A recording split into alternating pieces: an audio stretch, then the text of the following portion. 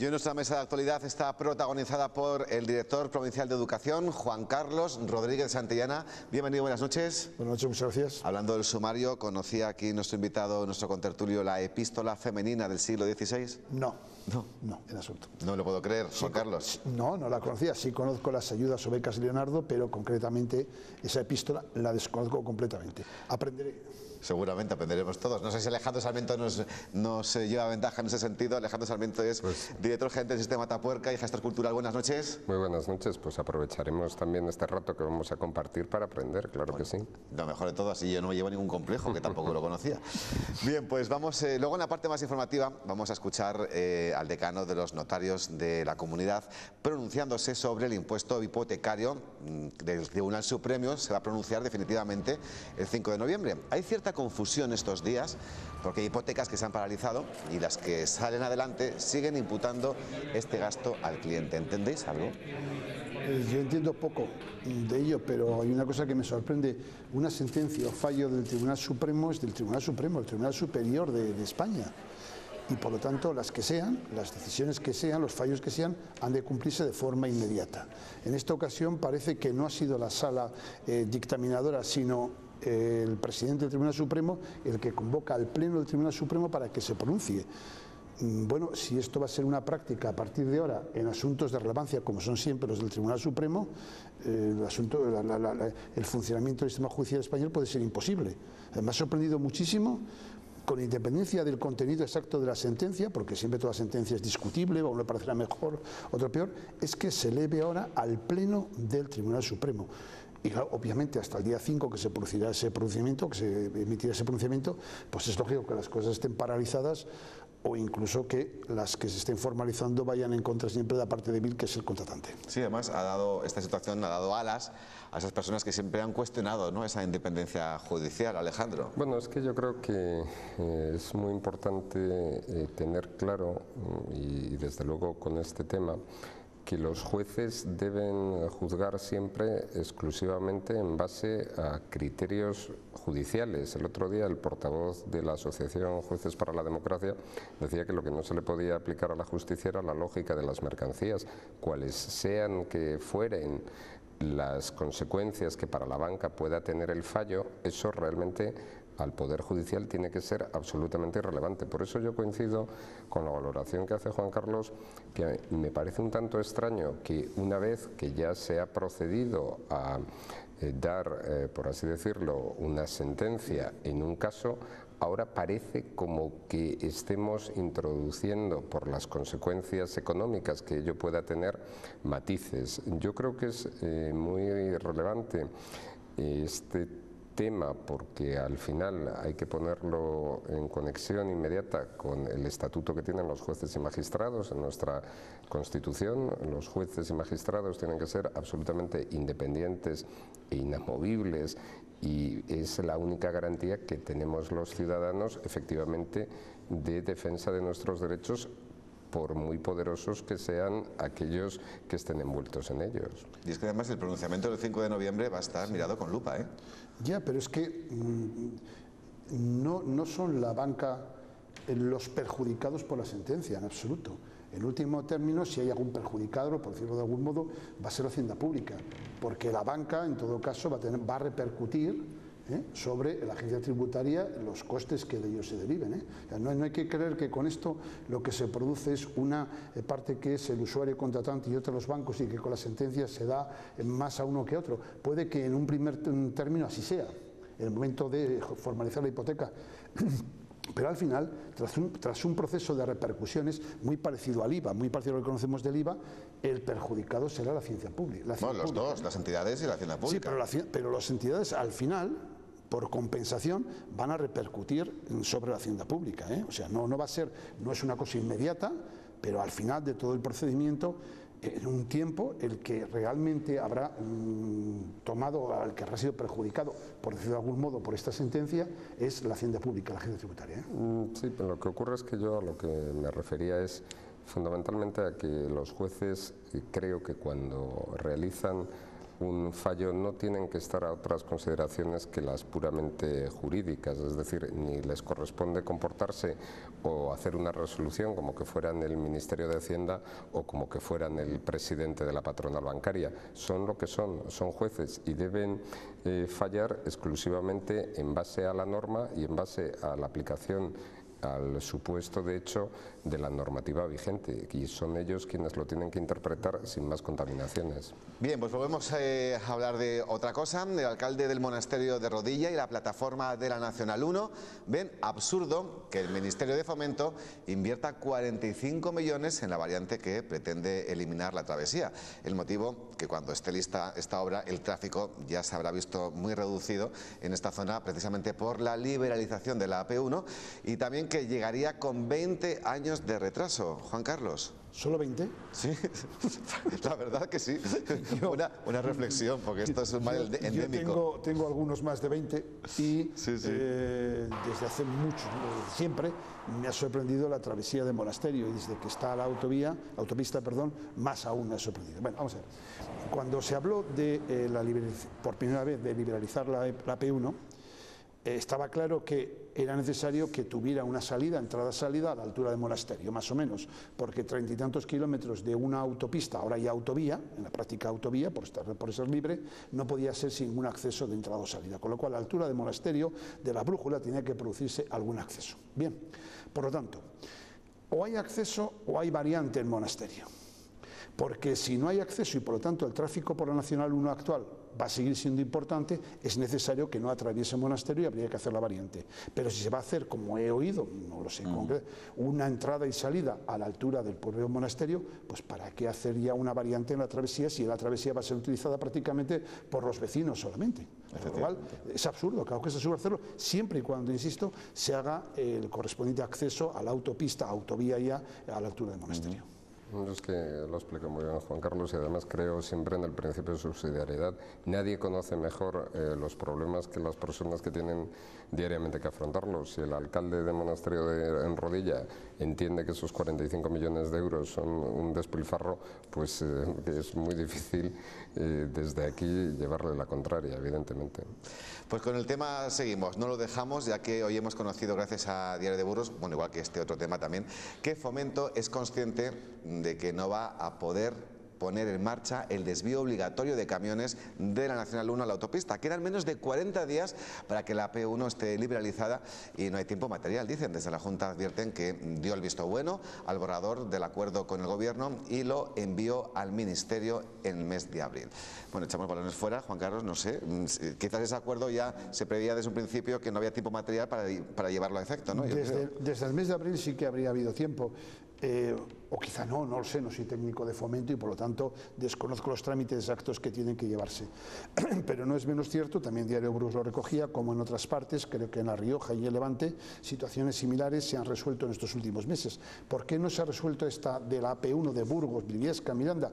Pues lo desconozco, pero es sorprendente. A mí me sorprende como observador que siendo 3 procesos idénticos en 3 partes de España, 2 sí que están resueltos y otros no.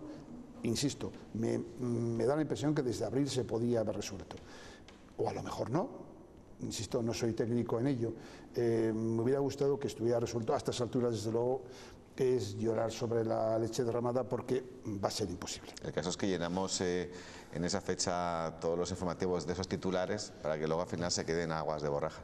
Bueno, es que a lo mejor están en este asunto en la misma ventanilla donde se está tramitando la llegada del AVE. Sí, también generó muchísimos titulares y ha sido anunciada pues en una infinitud de ocasiones, vamos, que darían para que cualquier persona empapelara su habitación varias veces con estas portadas, ¿no? Yo la verdad es que este asunto pues es un asunto que va camino de ser tan desgraciado como la llegada del AVE, especialmente por su paso por Frandovínez, me parece que es el nombre del puente, y esperemos que sea quien sea el técnico o el área donde se esté llevando, en fin, nos miren con un poco de cariño, porque lo visto hasta la fecha es tremendo. Espero que no ocurra lo mismo con la liberalización final de la autopista, esperemos que no, que está algo que ya damos todos por hecho. En estas fechas parece que sí, que ya es irremediable, positivamente irremediable, pero yo conozco momentos anteriores en que también se habló de esa liberalización y no llegó a producirse, sino todo lo contrario, una vuelta a contratar una prórroga de la concesión, ¿eh? Es verdad que con mucho más tiempo que la inmediatez que tenemos, pero esta, como menos que yo recuerde, es la tercera vez que se anunció una liberalización y finalmente no ocurrió. Hombre, el gobierno yo creo que ha sido muy claro en este esta caso. Ocasión, sí, por eso digo, ha sido, sí, también lo que ocurre es que la marcha atrás, por decirlo de algún modo, en aquellas ocasiones se produjo mucho tiempo antes, un año y pico antes, ¿no? Y que ya se renovó. Ahora no, ahora ya desde luego lo va a haber y espero que sea. Yo no es por ponerme pesado con el mismo ejemplo de la llegada del AVE, pero más claridad que la que hubo en ese caso entre distintos ministros y en diferentes ocasiones y mira, sigo en la estación esperando. El otro día me hablaban de un proyecto cultural de Isidro Parra que consistía justamente en eso, en ir a una estación de tren por la que no pasaba ninguno. En fin, esperemos que no nos pase. Ojalá. Bien, pues vamos con otra cuestión. El alcalde de La Calle ha hablado hoy sobre la petición al Ministerio de Hacienda para que reclasifique la deuda del consorcio de Villalonquejar, pasando de administración pública, que es lo que es ahora mismo, a entidad mercantil. Dice que en juego hay 70 millones de euros que ahora computan como deuda del propio consistorio. Hoy en día no tiene ya ningún sentido que el consorcio de Villalonquejar esté clasificado como sector público cuando ha conseguido dos cosas que no tenía cuando se le clasificó así. Por un lado, una estabilidad económica durante los próximos 15 años, fruto del acuerdo del mes de diciembre de refinanciación del acuerdo de colaboración entre el Ayuntamiento y el consorcio, y dos, los ingresos que está teniendo el consorcio, fruto de las ventas de ese patrimonio inmobiliario que tenemos, donde vamos muy por encima de las previsiones establecidas en el plan de ventas. ¿Esto qué permitiría para la ciudad? Pues evidentemente rebajar esa deuda, que no es de la ciudad, pero que sí que se nos imputa, en 70 millones de euros. Se pretende hacer lo mismo que con el consorcio del desvío del ferrocarril, Alejandro. Bueno, yo creo que si se consigue, pues obviamente son buenas noticias. Yo, por lo que he podido seguir en la prensa, es obvio que se ha contado en los últimos años pues con una responsabilidad importante, donde se ha conseguido disminuir el ratio de deuda con los esfuerzos del concejal del área, de Salvador de Foronda, y a partir de ahí, pues hombre, contar con 70 millones de euros más de disponibilidad pues parece importante, y sobre todo que no ingresen la deuda. Lo que yo ya no estoy tan seguro es que estos criterios que estamos mencionando sean los definitivos, porque la inclusión o no del consorcio como administración pública, yo creo que en primer lugar es una decisión de la propia intervención municipal, que hace su propuesta al inventario de entidades del sector público. Obviamente imagino que si el alcalde está diciendo eso es porque el interventor entiende que ya no procede que el consorcio sea administración pública, y para entender esos criterios, pues la ley del régimen jurídico del sector público le dedica un precepto, que es el régimen de adscripción de los consorcios, y entiendo que se darán estas circunstancias. Obviamente yo recuerdo hace unos años, y en plena crisis, cuando se habló del problema de Villalonquejar, que parecía que era un problema tan a largo tiempo, el de la deuda, que iba a ser irresoluble. El acuerdo que en aquel momento hubo por los dos grupos mayoritarios del ayuntamiento, recuerdo que se firmó con la oposición de algunos de los minoritarios, realmente creo que ha dado un resultado. Cuando oigo la reducción de la deuda de Villalonquejar, la progresión de las ventas de parcelas para instalación de nuevas empresas, realmente me ha sorprendido los últimos años. No sabía cuál era esos 70 millones, pero sabía que la deuda se había reducido mucho, y quizá pueda ser el momento en que esa deuda ya, pues, y las circunstancias económicas, macroeconómicas en las que nos encontramos, que ya no carguen sobre los presupuestos municipales. Es que nos evitamos un riesgo muy importante, con este cambio jurídico. Hombre, claro, si se dan las circunstancias jurídicas para que no proceda, porque lo que yo ya no sé si este tipo de cuestiones, en fin, son cuestiones de carácter político que se puedan dirimir pues a través de una reunión. Entiendo que es la propia intervención general que, a la vista de los requisitos jurídicos, se entiende pues que ya no va a proceder, en fin, que ese consorcio pueda ser entendido como una administración pública, y por tanto no va a proceder que la deuda obviamente sea de la administración pública a la que está